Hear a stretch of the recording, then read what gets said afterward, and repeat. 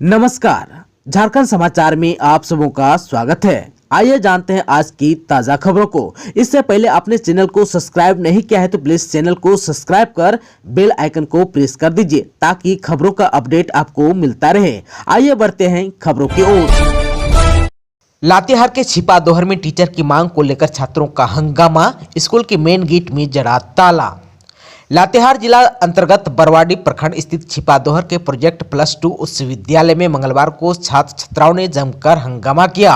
School में शिक्षकों की कमी को लेकर हंगामा करने के बाद नाराज छात्रों ने स्कूल के मेन गेट पर ताला जड़ दिया। इस दौरान छात्रों ने अपने हाथों में तख्ती लिए जमकर नारा लगाए।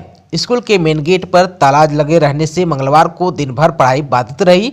छात्रा पूजा कुमारी, पुष्पा कुमारी, अफसाना और कमला कुमारी समेत कई छात्र छात्राओं ने बताया कि +2 उच्च विद्यालय में हिंदी और संस्कृत विषय को छोड़कर किसी विषय के शिक्षक नहीं है। शिक्षक नहीं होने के कारण पढ़ाई नहीं हो रही है। छात्रों ने आगे कहा कि ऐसे में परीक्षा में भाग लेकर भी अच्छे अंक नहीं आ सकते हैं। हंगामा कर रहे छात्रों को शिक्षकों ने काफी समझाया, लेकिन विद्यालय में हंगामा होता रहा।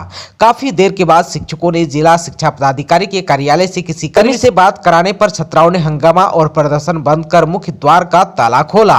आप सबको बता दो कि इस विद्यालय में 20 शिक्षकों का पद सृजित है। वर्तमान समय में मात्र 4 ही शिक्षक कार्यरत हैं। विद्यालय में छात्रों की संख्या 700 है। विद्यालय की प्रधानाध्यापिका मीरा इक्का ने बताया कि विद्यालय में शिक्षकों की कमी की जानकारी उच्च अधिकारियों को दे दी गई है।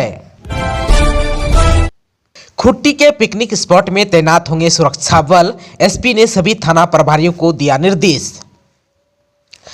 नया साल आने वाला है। इस नए साल में लोग घूमने फिरने ज्यादा पसंद करते हैं। खुट्टी में भी कई पर्यटक स्थल हैं जहां लोग नए साल में आनंद उठा सकते हैं। इसको देखते हुए खुट्टी एसपी अमन कुमार ने पर्यटन स्थलों पर अतिरिक्त सुरक्षा बलों की तैनाती का निर्देश सभी थाना प्रभारियों को दिया।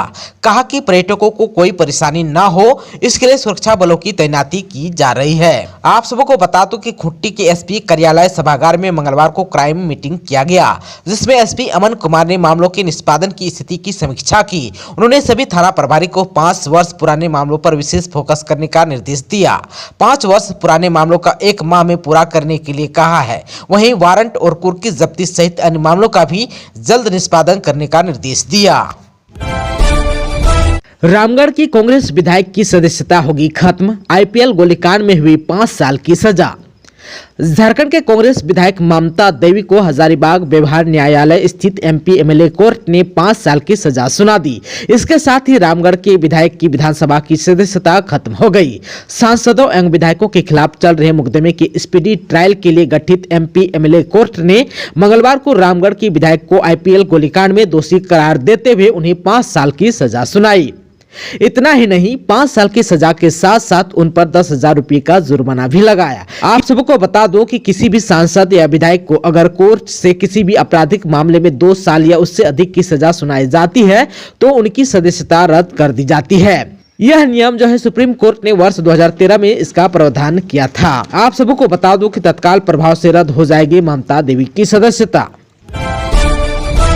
विधायक ममता देवी की सजा को झारखंड हाईकोर्ट में दी जाएगी चुनौती, शाहजादा अनवर बोले साजिश के तहत फंसाया गया।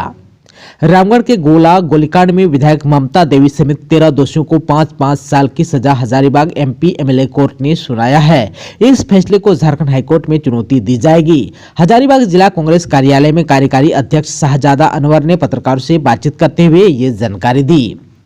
शाहजादा अनवर ने आरोप लगाया कि विधायक ममता देवी को राजनीतिक साजिश के तहत फंसाया गया है। उन्होंने कहा कि न्यायालय के निर्णय पर कोई टिप्पणी नहीं करेंगे, वहीं इस मामले को उच्च न्यायालय में ले जाएंगे। कहा कि न्यायालय के फैसले से ममता देवी समर्थक सहित कांग्रेस पार्टी की विचारधारा से सहमत सभी लोगों को निराशा हुई है। रामगढ़ विधानसभा क्षेत्र की जनता समय आने पर इसका माकूल जवाब देगी। उन्होंने कहा कि एक साधारण परिवार की घरेलू महिला को साजिश के तहत हत्या का प्रयास और अन्य धाराओं में विरोधियों ने फंसाया है। इधर जो है विधायक ममता देवी के पति बजरंग महतो ने पत्रकार सम्मेलन में कहा कि मेरा परिवार रामगढ़ विधानसभा की जनता के हित में आंदोलनकारी परिवार है। उन्होंने गिरिडीह के सांसद चंद्र प्रकाश चौधरी के बॉडीगार्ड द्वारा गवाहों को धमकाने का आरोप लगाया है। इस मामले में सांसद के बॉडीगार्ड को निलंबित भी किया गया है। बजरंग महतो ने कहा कि ममता देवी के जेल जाने से हमारा परिवार घबराने वाला नहीं है। उन्होंने कहा कि मेरा 3 माह का बेटा भी हम लोगों को हिम्मत दिलाएगा। झारखंड सरकार ने की पारा शिक्षकों के लिए सौगात की बौछार, आश्रितों को मिलेगा ईपीएफ का लाभ। झारखंड के 61,000 पारा शिक्षक को ईपीएफ का लाभ 1 जनवरी 2023 से दिया जाएगा। झारखंड शिक्षा परिषद के प्रस्ताव को शिक्षा मंत्री जगन्नाथ महतो ने स्वीकृति दे दी। ईपीएफ के लिए 6% राशि सरकार और 6% पारा शिक्षक देंगे। शिक्षा मंत्री ने सोमवार को आवासीय कार्यालय में पदाधिकारियों के साथ बैठक की। इस मौके पर उन्होंने विभागीय कार्यों की भी समीक्षा की। फैसला हुआ कि पारा शिक्षकों के कल्याण कोष के गठन की प्रक्रिया भी जल्द पूरी की जाएगी। शिक्षक का सेवा काल में निधन होने पर आश्रित को 5 लाख रुपए दिए जाएंगे। इसके अलावा कल्याण कोष से आवश्यकता अनुरूप बच्चों की पढ़ाई और इलाज के लिए राशि देने का प्रावधान किया गया है। बैठक में निर्णय लिया गया कि राज्य के लगभग 3,000 शिक्षकों के वेतन विसंगति भी दूर की जाएगी। राज्य में लगभग 3,000 ऐसे पारा शिक्षक कार्यरत हैं जो अपनी नियुक्ति के अनुरूप टेट सफल नहीं है। कई पारा शिक्षक ऐसे हैं जो कक्षा 1 से 5 के लिए शिक्षक पात्रता परीक्षा में सफल हैं, लेकिन कक्षा 6 से 8 में पढ़ा रहे हैं। इसी प्रकार ऐसे शिक्षक भी हैं जिनकी नियुक्ति तो कक्षा 6 से 8 के लिए हुई, लेकिन वह कक्षा 1 से 5 में पढ़ा रहे हैं। निर्णय लिया गया कि ऐसे पारा शिक्षकों को कक्षा के अनुरूप समायोजित किया जाएगा। पारा शिक्षकों के आश्रितों को अनुकंपा पर मिलने वाली नौकरी के प्रावधान में भी बदलाव किया जाएगा। इसके लिए सहायक अध्यापक नियमावली में संशोधन किया जा रहा है। वर्तमान में पारा शिक्षक के आश्रित को शिक्षक के पद पर ही नियुक्ति का प्रावधान है। इसके लिए आश्रित को शिक्षक प्रशिक्षण परीक्षा और शिक्षक पात्रता परीक्षा पास होना अनिवार्य होता है। नियमावली में तय योग्यता नहीं होने पर आश्रित को नौकरी नहीं मिल पाती है। नियमावली में अब शिक्षा परियोजना के अंतर्गत अन्य पदों पर भी आश्रितों की नियुक्ति का प्रावधान किया जाएगा।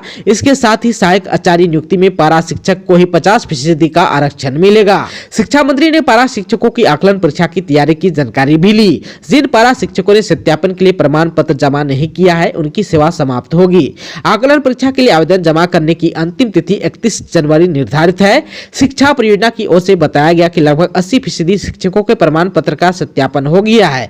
बैठक में जैक की ओर से बताया गया कि मैट्रिक और इंटर की परीक्षा होली के बाद ली जाएगी। इसकी तैयारी भी पूरी कर ली गई है। झारखंड में अभी ठंड से नहीं मिलेगी राहत, न्यूनतम तापमान गिरने के हैं आसार। क्या बारिश की भी है संभावना? आइए इनके बारे में जान लेते हैं। झारखंड में आकाश में बादल छाए रहने के कारण राजधानी रांची सहित राज्य के कई जिलों का अधिकतम और न्यूनतम तापमान बढ़ गया है।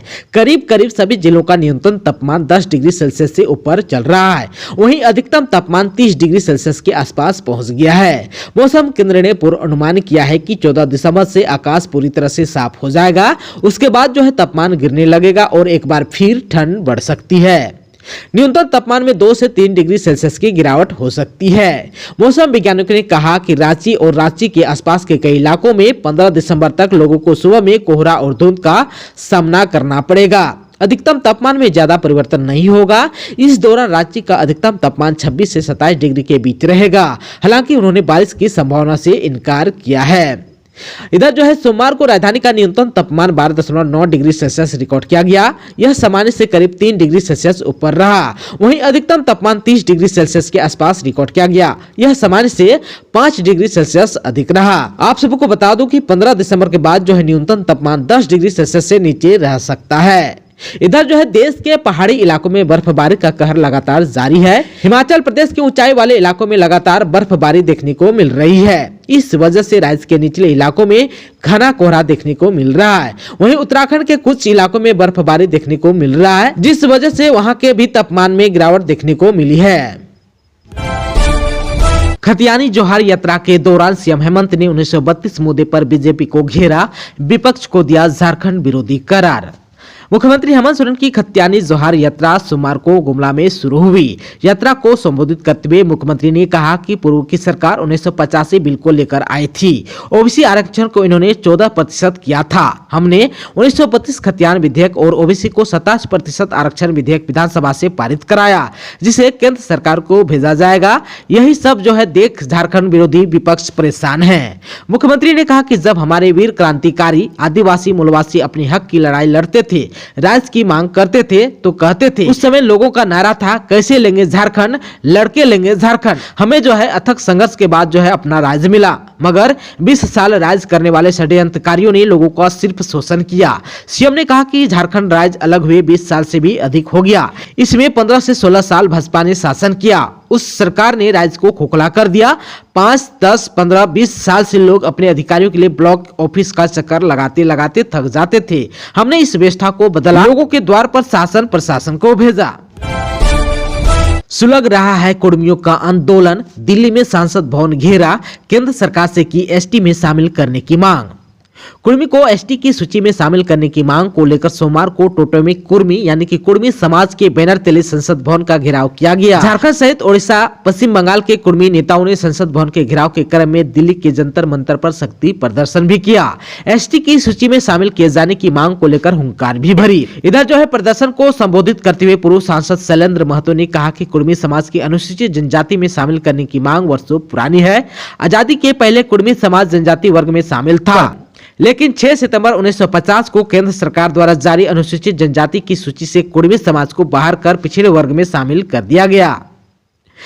इस वर्षों पुरानी गलती को दूर करने के लिए कुर्मी समाज आंदोलनरत है। वर्ष 2004 में तत्कालीन मुख्यमंत्री अर्जुन मुंडा ने कुर्मी समाज को जनजाति वर्ग में शामिल करने का प्रस्ताव केंद्र के पास भेजा था, जो आज भी लंबित है। जबकि हाल में केंद्र सरकार ने छत्तीसगढ़, हिमाचल प्रदेश की कई जातियों को जनजाति वर्ग में शामिल करने का फैसला लिया। ऐसे में हमारी मांग माने जाने तक कुर्मी समाज का आंदोलन जारी रहेगा।